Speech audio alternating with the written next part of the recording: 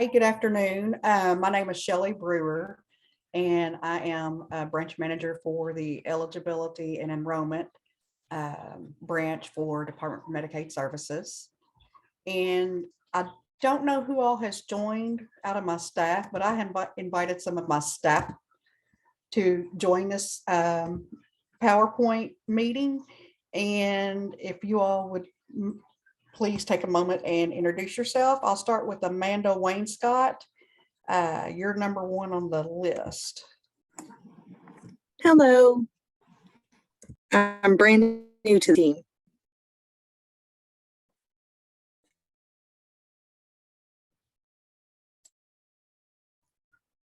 Okay. Amanda might be having a little technical difficulty. She just joined our team on October the 31st, and she's in the learning. So next, let's see, Destiny Lang. Hello, I'm Destiny Lang. I've been with DMS since I believe March of this year. And I currently work on the reentry program, APRIS tasks for incarcerations, as well as answering emails from providers. And I also work with clocks doing special level of cares and corrections, as well as partial matches. Okay, Jordan Griffin. Hi, I'm Jordan Griffin. I'm a Medicaid Medicare Services Specialist 3. As Shelley mentioned before, I originally started out in DCBS doing applications for Medicaid with the public, and I've been with DMS since January, and that's about it. Thank you. Joan Thornton. Hi, I'm Joan Thornton. I'm a Med Specialist 3. I have been with Medicaid now with the state for 22.5 years, with Medicaid 12.5 years, I think. And I work on updating the system for when changes or corrections needed. Thank you. Let's see, Laura Graham. Hi, I'm Laura Graham. I've been working under Shelley for the last 3 years. I am a Med Specialist 2, and I do MET forms, which are Medicaid eligibility and termination forms. I do MAP Inc. forms, which is in regards to our incarcerated individuals. And I do policy and other things as assigned. Very happy to be here. Thank you. Thank you, Laura. And it looks like my last employee on here is Shantae Summerhour. Hello, I'm Shantae Summerhour. I'm an MMS1.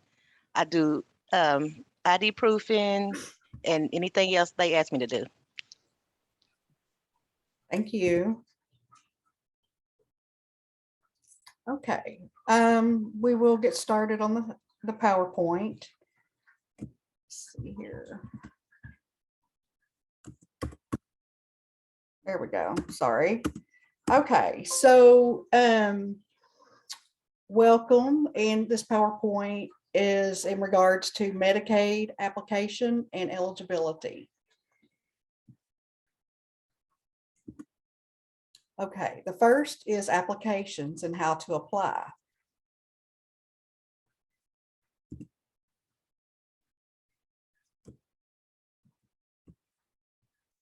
Medicaid is a state and federal program that provides health care for eligible low-income residents, including children, families, pregnant women, the aged, and the disabled. Applying for Medicaid is easy and can be done in person, by phone, or online. Medicaid contracts with Department for Community-Based Services to handle the application process. To make an application, you can go to the DCBS office, and if you click on I'm hoping it'll show you, okay? Can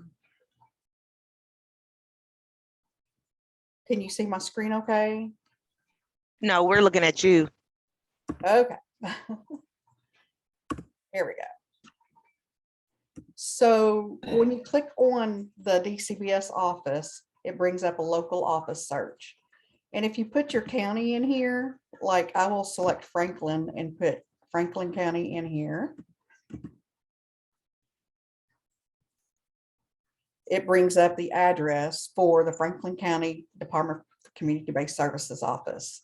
It's called Family Support, and they take applications for food stamps, Medicaid, and it says welfare, et cetera. It's there's child care and there's KTAP and kinship care. Okay, let me get back to my PowerPoint.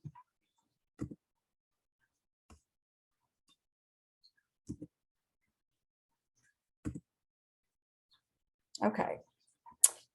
So you can go to a DCBS office in the county where you live, or you can call the toll-free number that's listed on here. And then you can also apply online by using Connect. And I will show you Connect if you give me just a minute. When you click on this line here, it will open up a window. Hopefully.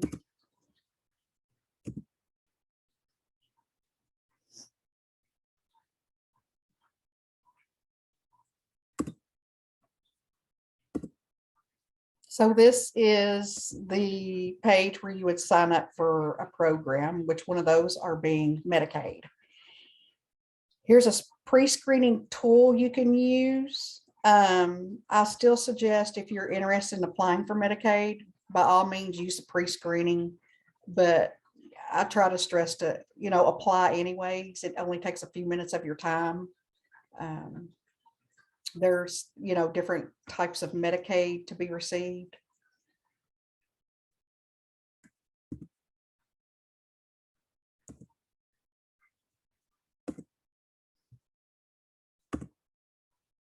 Okay, and then you can also get help with the connector.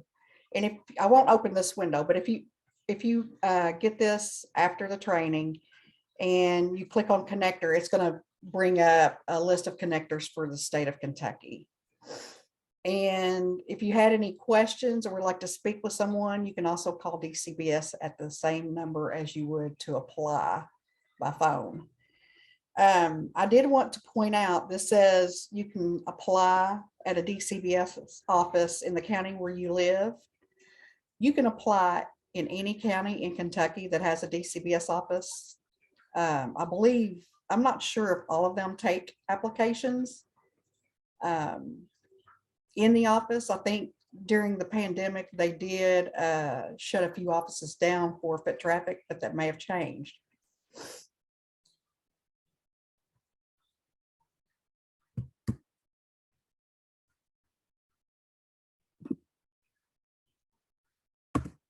Okay, now this is just a small list of documents needed at the time of the application once the information is entered and you provide these documents. There could possibly be other documents needed, but the main ones is you have to provide a social security number and you have to provide proof of identity, which would be like a picture ID or driver's license. Proof of citizenship, such as a birth certificate. If you have a passport, you can use a birth or a passport. And then if you have any other health insurance besides, like a third party, if you have private health insurance, you would provide that insurance card. And then verification of income. We use pay stubs and a tax return. And proof of resources. We have to have the last 3 months bank statements for any bank accounts, such as checking, savings. If you have a money market, any type of a bank account, the last 3 months. And they like for those to be like front and back. And then you need to verify life insurance policies, stocks, bonds, On life insurance policies, individuals do need to reach out to the insurance company if they, to verify current cash surrender value. If the policy has that on there, then that can be used. It has to be current.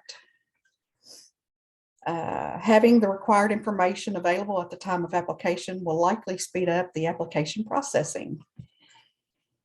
And I do want to point out too, we do have an asset verification system, which is an electronic system where we can, try to verify an individual's resources, any bank accounts or home property or anything. Sometimes it's a match, and sometimes, we have to have that added information.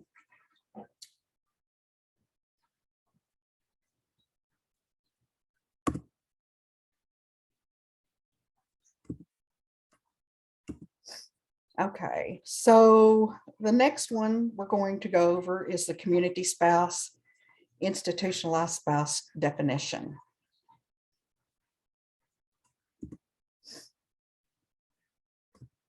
Okay. A community spouse means the individual who is married to an institutionalized spouse who remains at home in the community and is not living in a medical institution, living in a nursing facility, or participating in a 1915C home and community-based services waiver program.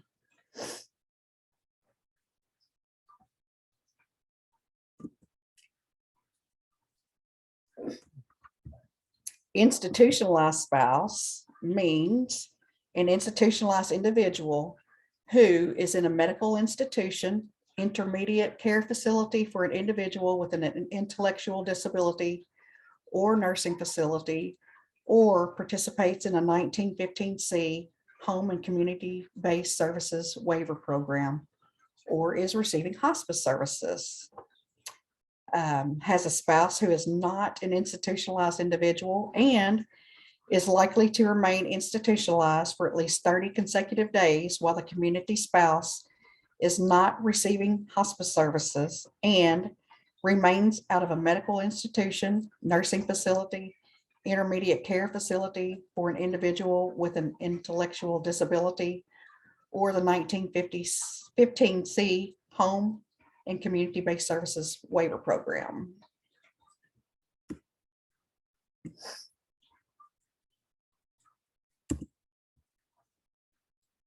Okay, whoops. All right, so the 5-year look back period. A transfer of resources on or after February the 8th of 2006. If an institutionalized individual applies for Medicaid, a period of ineligibility for nursing facility services, ICF, IID services, or the 1915C home and community-based services shall be computed if during the 60-month period immediately preceding the baseline date, but on or after February the 8th, 2006, assets were transferred, or during the 60-month period immediately preceding the baseline date, but on or after February the 8th of 2006, a trust was completed or created whereby the individual or the spouse disposed of property for less than fair market value. The period of ineligibility shall begin with the month of Medicaid eligibility for nursing facility services, ICF, IID services, or 1915C home and community-based services, and be equal to the number of months derived by dividing the total uncompensated value of the resources transferred by the transferred resource factor at the time of application.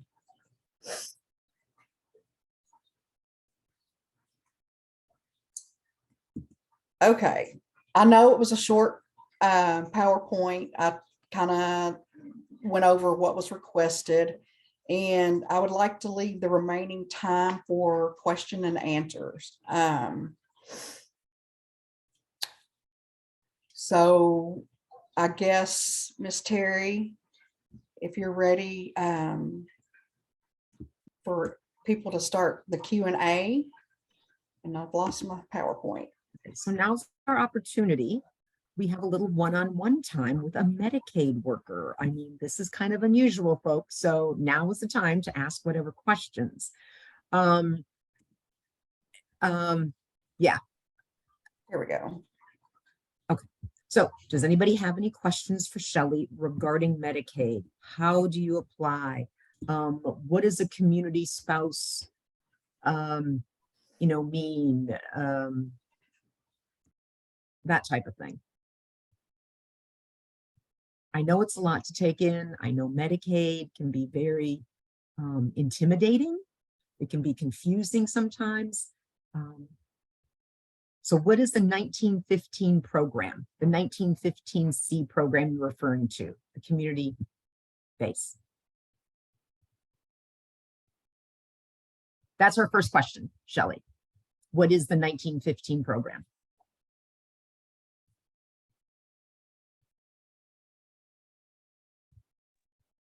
Shelley, can you hear me?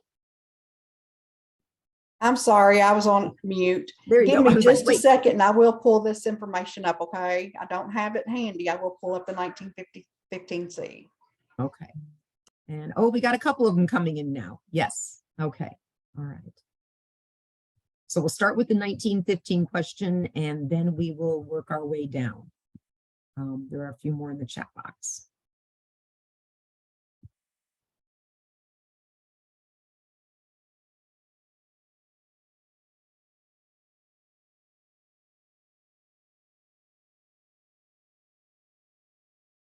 Well, in the meantime, maybe one of your workers can take this. Is the maximum level for assets for an individual still $2,000? Yes, the maximum income limit for Medicaid for long-term care services and supports is still $2,000. So meaning if someone's loved one were to go into the nursing home, they would have to spend down that money until $2,000 to apply. Is that correct? They can apply at any time, but eligibility, we do look at the resource limit of $2,000. For couples, it's more, but for an individual, it is $2,000. Okay. What is the couple's income right now? 4,000 or, hold on. I think it's 4,000 right now for couples. It's just the 2,000 times 2, but somebody correct me if I'm incorrect with that. Yeah. Okay. So let me answer this real quick. The national overview of the 1915C waiver. The Medicaid home and community-based services, which is the HCBS waiver program, was authorized under Section 1915C of the Social Security Act. Through this program, states can help provide different services that allows those who need care to reach services in their homes or communities. Under a waiver program, a state can waive certain Medicaid program requirements, allowing the state to provide care for people who might not otherwise be eligible under Medicaid. Through certain waivers, states can target services to people who need long-term care services. Waivers can be used along with federal, state, and local programs such as Medicaid state plans and administration on aging grants. Okay. So what type of services, could you give an example of what type of services that we cover? Sure. So waiver, the way I've always identified waiver is it's to prevent institutionalization. It's your last resort before going into a nursing facility, okay, for individuals that need care. Services would include an individual's daily living. What would normally they would be cared for in a nursing facility, they're providing some limited services to the member in their home. That may have changed, but usually, they would help with someone's grooming, help prepare meals, remind them to take their medicines, do some house cleaning, maybe get their laundry started for them. Okay. And we do have a waiver section in Medicaid that is strictly waiver. And, you know, if you ever want a meeting in the future with waiver to learn more about the waiver program, I'm sure you could get something set up. Okay, so just the home waiver program. So things to help our older loved ones stay in the home longer. Yes. Okay, all right. Or Did that elderly help? or disabled. Okay, all right. And Uh, you said the next question was about the resource limit for the individual that's in a nursing facility or receiving. When I say vendor payment, okay, it's for individuals that's in a nursing facility or they're in waiver or hospice. I refer to those as vendor payment. Because along with the Medicaid, they also have to pay, some pay out of pocket for services, okay? Okay, The resource limit for a single individual that's receiving vendor payments, such as a nursing facility, is $2,000. Mhm. And the community spouse resource allowance right now for this year is $27,480. okay. So meaning the person in the nursing home would Can have the assets of 2,000, but their spouse can have 27,000? Yes. Okay. Okay. So the finances are divided up. Well, now at application, you know, they may be jointly held resources. So, when there is an individual that's, you know, going to get vendor payment, long-term care services, and they have a community spouse, what is required is a community spouse income and resource test. So there's a worksheet and it's online that the caseworker does. They verify all the resources of the member and their spouse. Okay. Okay, okay. And, you know, it's combined. So after the resources are verified, if say they have 20, let's just say $27,480 is their total combined resources. Okay. The member is only allowed $2,000, okay, minus 1 month's income. So if they had $1,000 worth of income, say they had $3,000 and they had $1,000 Social Security, we would Okay. exclude that $1,000 income, which would make them have $2,000 in their resources. Okay.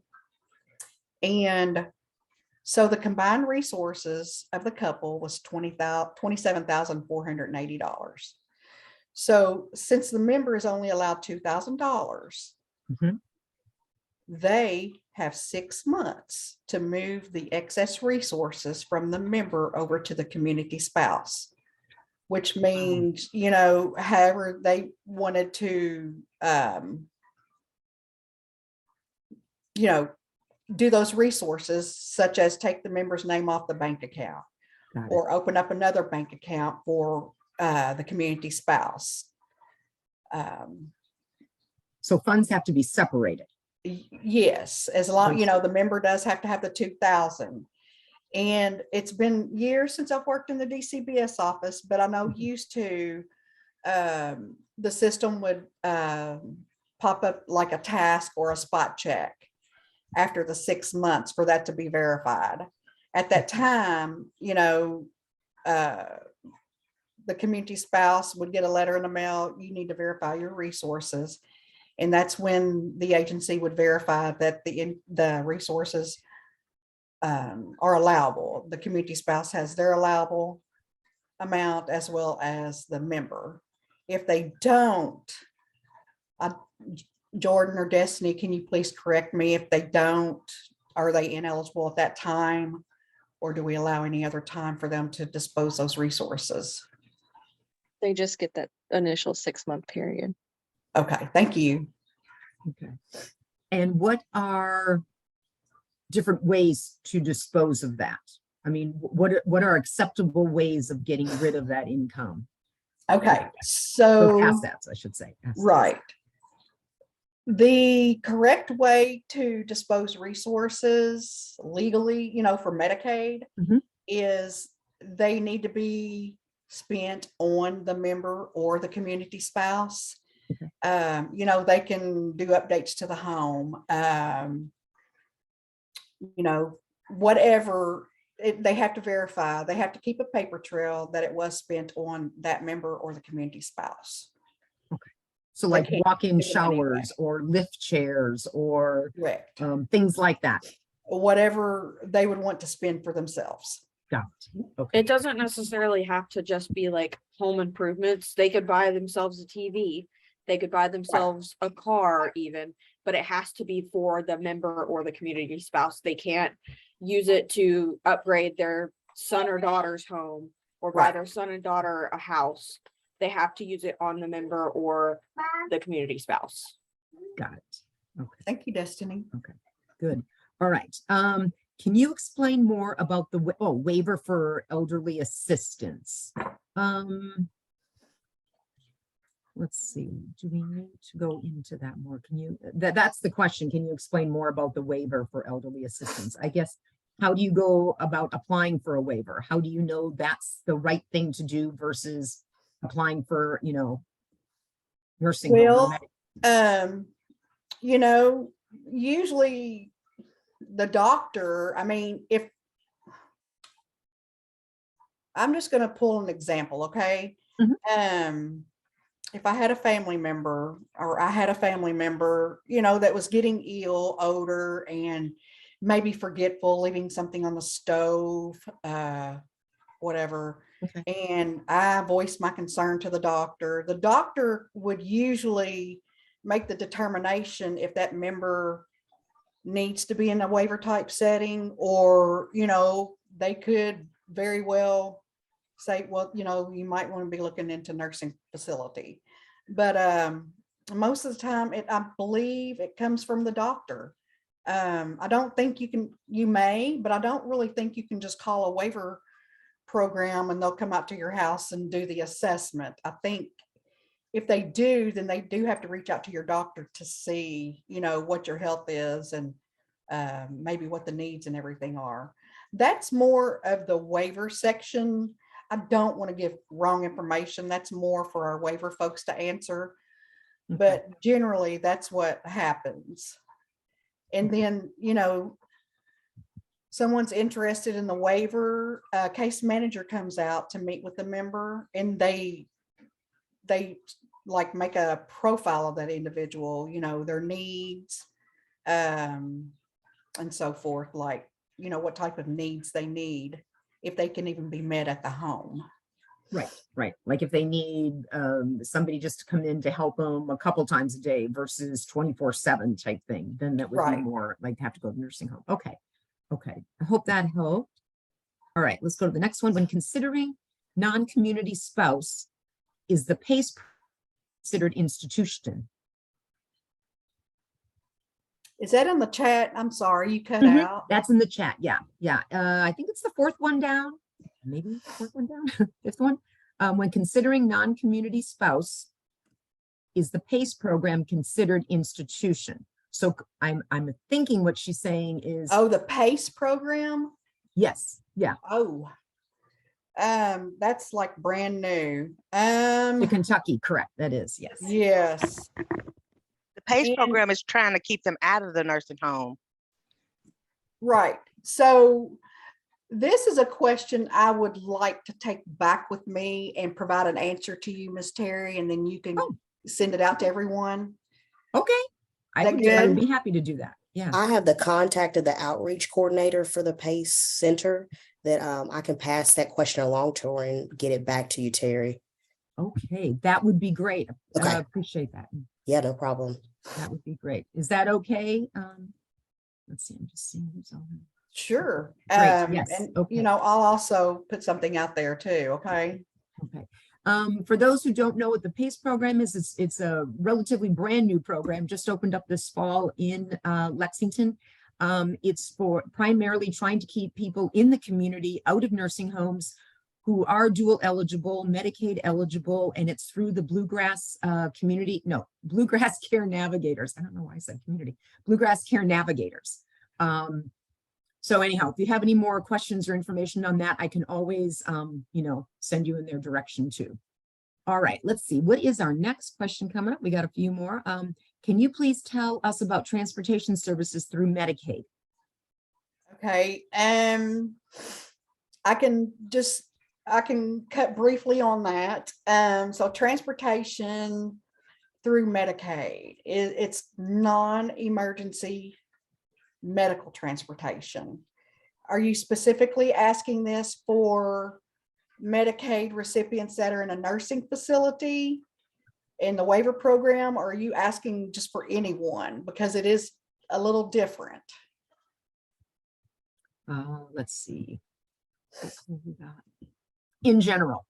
Okay, well, I'm going to answer about the waiver program and nursing facility. Okay, so non-emergency medical transportation. When you have an individual that's in the waiver program, hospice, or the nursing facility, okay, there's transportation. And what happens is the facility would, I guess, reach out to, it's usually ambulance, if I'm not mistaken, to set up transportation for that member to go to the doctor and so forth. One thing with that, I'm just going to give an example too on vehicles. Okay, so if you have an individual that, well, in the waiver program, if an individual has a car, it's licensed, it's running, the individual is expected to use that vehicle to go to and from the doctor. The non-emergency medical transportation is not allowed. Okay. So in general, the medical transportation, we also have a branch that you would have to reach out to for more information. The only thing I can say is individuals on Medicaid are eligible for transportation services. If they use their own vehicle, they have to keep receipts, what they spent on gas. And I believe it has to be like 100 miles or more before reimbursement. So that's why I say there's another department, or not another department, another branch that you would have to reach out to for more information. So in Lexington, we have the Wheels program, right, through Lextran. That's Medicaid, right, for those folks on Medicaid. So they accept Medicaid. I'm assuming. I mean, so. I don't know. Okay. I'm going to give you a name of the Oh. person that you can ask. Okay. You should be able to look them up in Global. She handles the transportation. Her name is Becky, Becky, Mhm. Downey, Downey.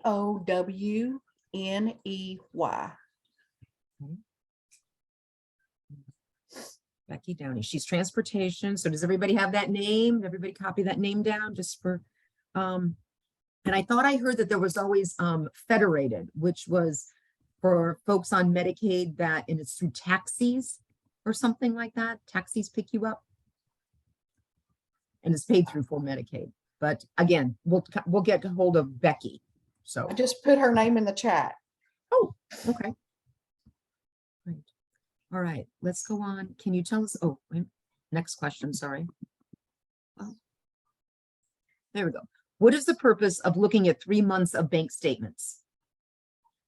Okay, so Medicaid in general, when you make an application, we can look back to see if we can retroactively approve someone 3 months. Okay, say you have an individual that was admitted to a nursing facility in August and you don't apply until November. So November, if you count back to the August, which would be 3 months, we have to verify their assets from that August the 1st through, to November. Another purpose of that is we're looking, we compare bank statements each month to see if there's any unusual amounts of money coming in or out of the account, such as a possible transfer resource. It could be income that's not being reported or forgotten about. So that is the purpose. Okay, 3 months, all right.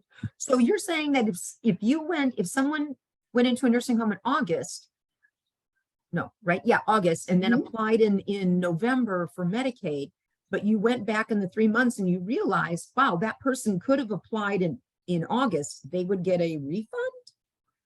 There's no refund. No, okay. No, I mean, you have 3 months. Okay. The look back period for an application, Medicaid application to approve is 3 months. So we Okay. could look back 3 months prior to the application date to see, about eligibility. So if I was admitted into a nursing facility on August the 2nd and I wait until November the 30th to apply, I just hit that deadline of the 3 months. Okay. Okay. So by me making that application, once, it's processed and approved, my eligibility can be looked back to August the 2nd, provided I meet all of the income and resource guidelines, which means I get Medicaid back to that time period to pay for anything, I had a hospital bill or whatever. And it also allows payment for the nursing facility. Okay, so if you were paying the nursing facility privately, because I mean, there's really no other option. I mean, you either pay privately long-term insurance or Medicaid for a nursing home. Would they reimburse you since you went back and paid three? No, if you were No. private pay, you're private pay for a reason. You're usually over the resource limit. They're not going to make you privately pay. Now, if they did, and then that person was approved for Medicaid, then the nursing facility has to reimburse that member what the member paid out of pocket. Right. Okay. I mean, yeah. Some people are in nursing homes for so long, they go in private pay, but then, after a year, after a few months, they realize there's just no more money coming in. They have to apply for Medicaid. Right.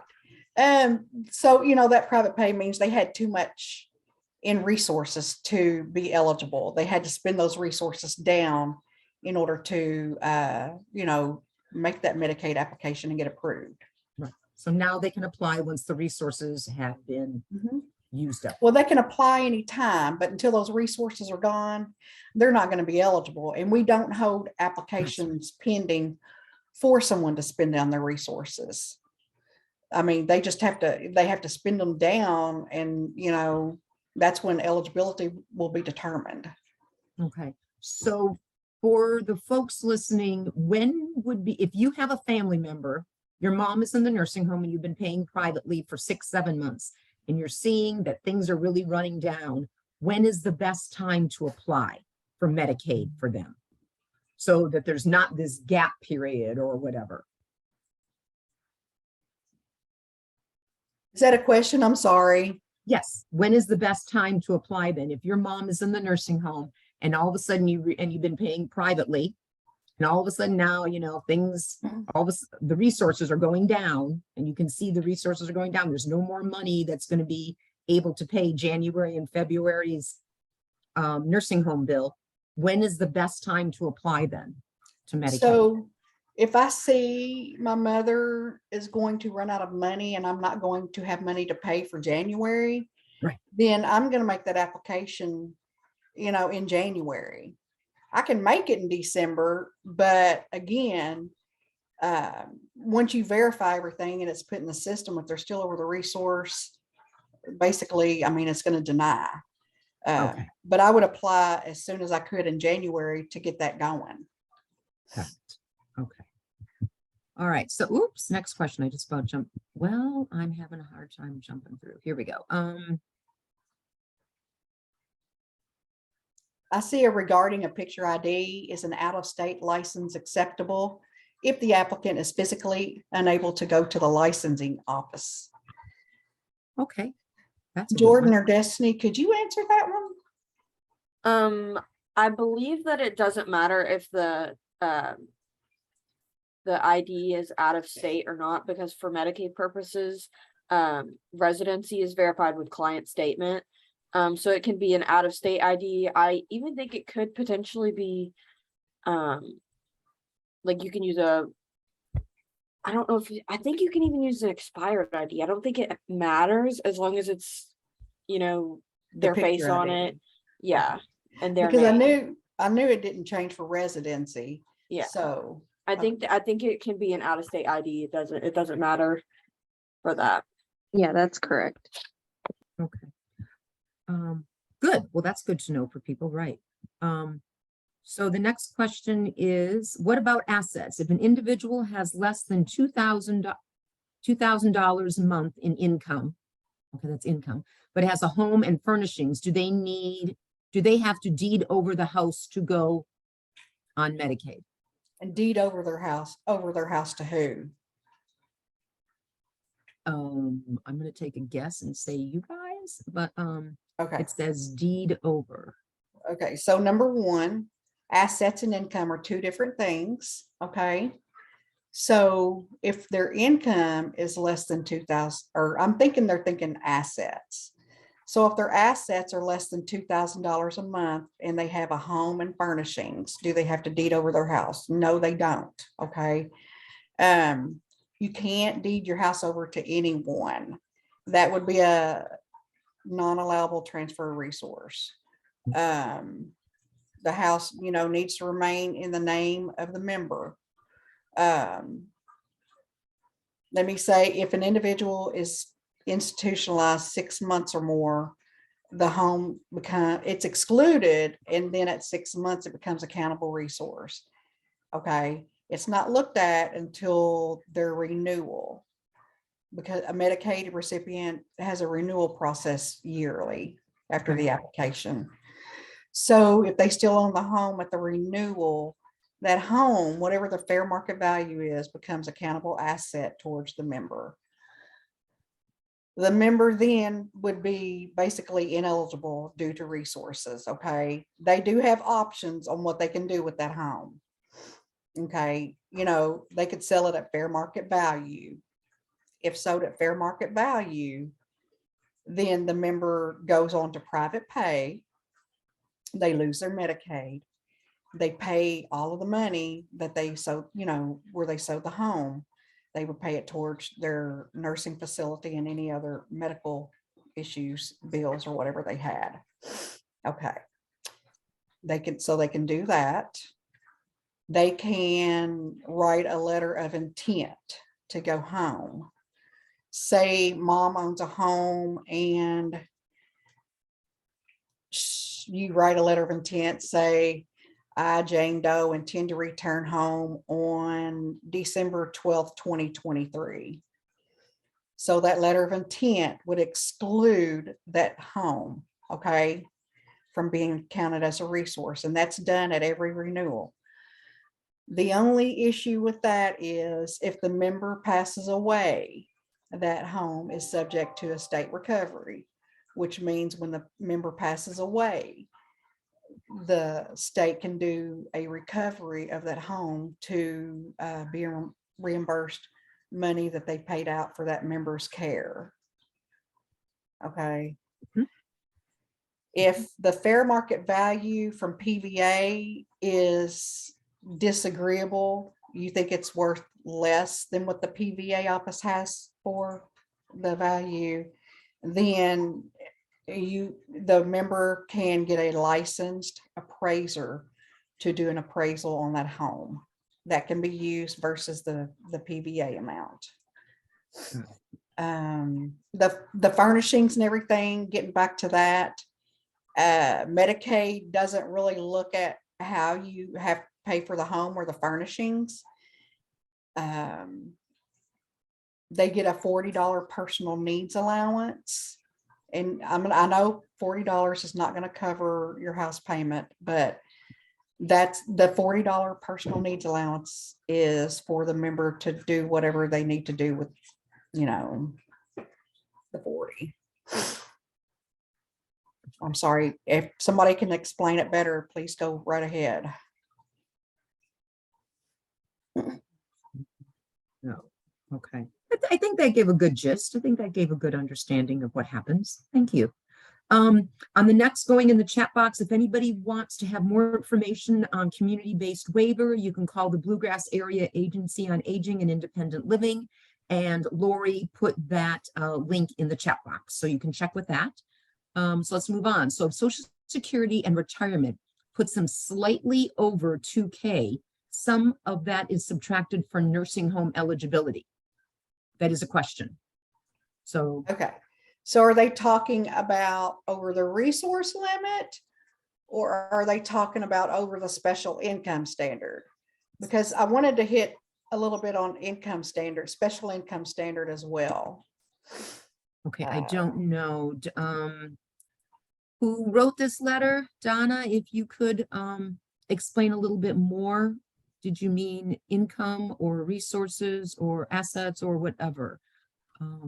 Okay, so while she's doing that, let me, oh, somebody just put something on. Maybe she did that.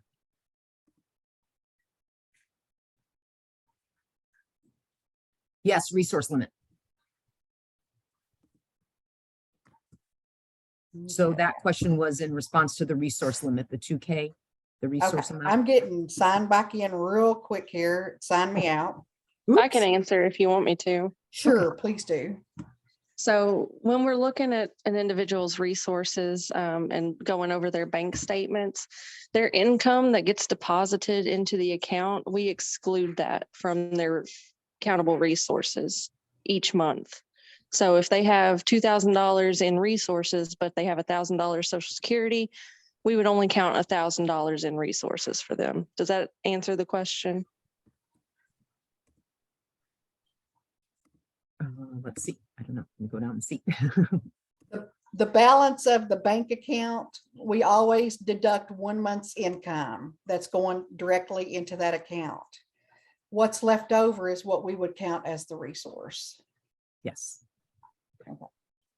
That sufficed. That got her. Okay. Whoops. Next question. Do resources include retirement funds? I can take So this are you one talking for you. about an IRA per se? What type of retirement fund? Okay, let's go down here. Let's see. Let's see. Medicaid estate recovery fact sheet. Okay. Okay, IRA, 401k. Yeah, IRA, 401k, et cetera. Mhm. Now y'all are gonna have to correct me if I'm wrong. On an individual retirement account, okay? If you are age 59 and a half or older, you have to be taking the minimum monthly distribution in order for it to be an excluded resource. And I believe 401ks fall into the same category. Yes, that's correct. So Okay. the IRA would be excluded, but the disbursements would be countable income. And they Okay. do have to be taking it if they're age 59 and a half. Thank you. Okay, so let's see. Do resources include in general? Okay. Then you put in wheels as public transportation through LexTran for people with disabilities. Okay, that was, I think, just a comment to somebody's question. Typically, there's very helpful business office managers at the nursing home facilities that will also help guide the process. So that's good to know. So for folks who have folks in the nursing home, wheels, I hope that you have a lot of time. Yeah, that's totally a wheels thing, isn't it? That's always been a rough thing for them, trying to get places on time. And For residents. may I just say something real quick? Yeah. I like to offer a little guidance on individuals may by all means use attorneys to help them apply for Medicaid. But, as long as the Medicaid policy is followed, there's not any issues. So, most lawyers, yes, they know policy. They may miss something in Medicaid policy, and, there could be a chance that someone may, I don't know how to say this, dispose of resources incorrectly. So just, use caution when using lawyers. We do not by no means tell people not to, just be cautious. Because, you know, lawyers, when they help assist, they do have to follow the same Medicaid guidelines, you know, in the application process and providing verification as well as anyone else. That's all I wanted to say. Okay, all right. Lori also put a link to MedicaidPlanningAssistance.org, Medicaid Eligibility Kentucky. So if anybody wants to take that and print that out. Thank you, Lori. Fayette County Lextran bus system is half off for Medicaid recipients. So the bus system is. Wheels is for someone regardless of insurance based for door-to-door assistance. Medicaid estate recovery fact sheet. Thank you again, Lori. She put a link into the recovery fact sheet if anybody wants to print that off. Hopefully the that in- one's up to date. The estate recovery fact sheet, there's actually contact information for questions when an individual is living. And then there's also contact information for when an individual has expired. Okay, got it. Does the individual's provider doctor have to sign that letter of intent? No. No. The member or the authorized rep signs it. Okay. Okay. We focus on providing. If I also may point out, Mhm. when an application is started and the member's not able to apply for themselves, you know, of course, they would have a power of attorney. They could be in guardianship, or, you know, someone can apply on their behalf. So the documentation needed, of course, if they're a power of attorney, then the power of attorney paperwork has to be provided before any information is given to that applicant. If they're just going to be an authorized rep, there's a form online that you can get. It's called a MAP 14. And it gives permission for an individual to apply on the member's behalf. And it's good until the member specifies otherwise. It used to be, you know, it could be up 6 months to a year, but it is good until the member says, I don't want them as my authorized rep anymore. And the member has to sign it.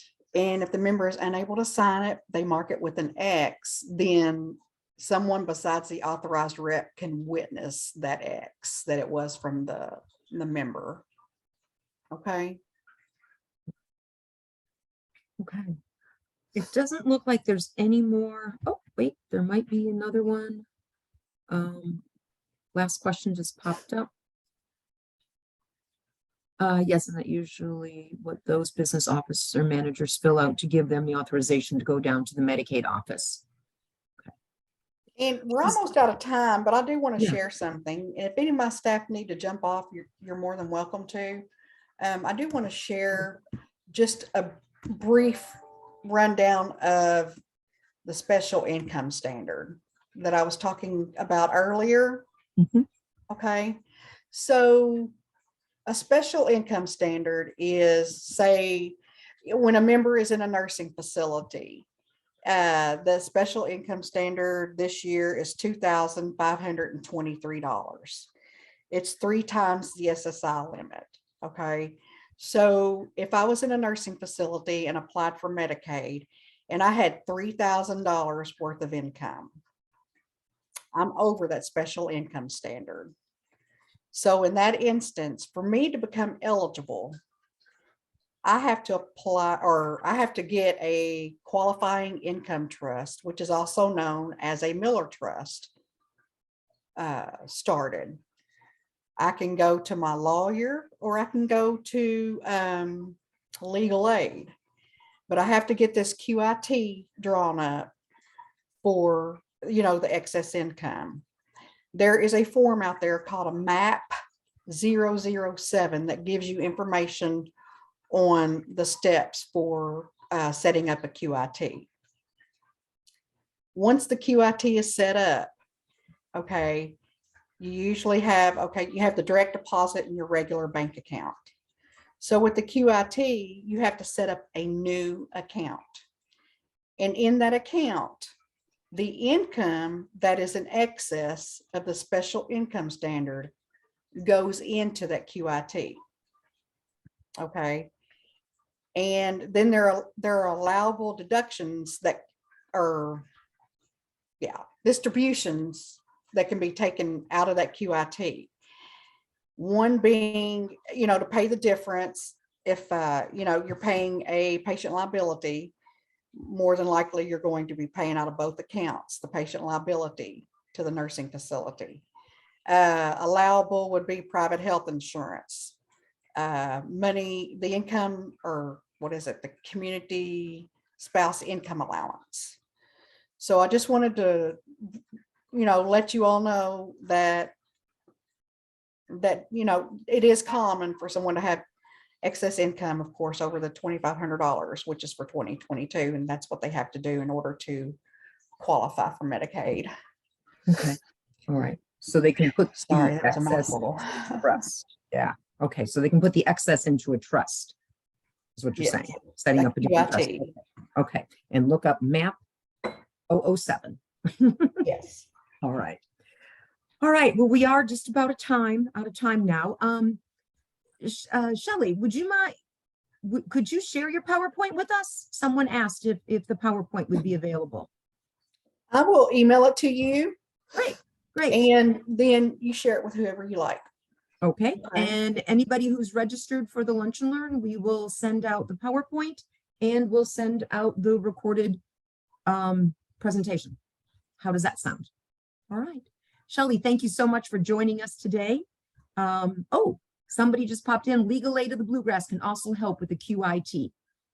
They pretty much have it down pat. Ah, And, it's free. That's why It I is free, always, right. I put legal aid out there. excellent. Excellent. Good suggestion. Thank you, Candy. All right. Well, thank you very much, Shelley and her staff for joining us today. And I appreciate the rest of your time. Enjoy the afternoon. Thank you. Thank you for your time. I appreciate it.